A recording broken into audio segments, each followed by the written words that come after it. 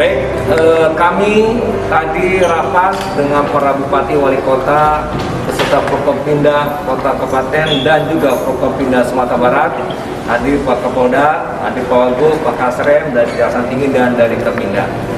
Kesimpulan, Provinsi Sumatera Barat melanjutkan PSBB hingga tanggal 29 Mei dengan mempertegas Peraturan Menteri Perhubungan 25/2020 dan Permenkes nomor 9 tahun 2020 agar dilaksanakan dengan tegas, ya, dan kemudian untuk local wisdom diberikan peluang kepada bupati, wali kota melaksanakannya sesuai dengan protokol COVID. Itu kesimpulannya. Terima kasih, Pak.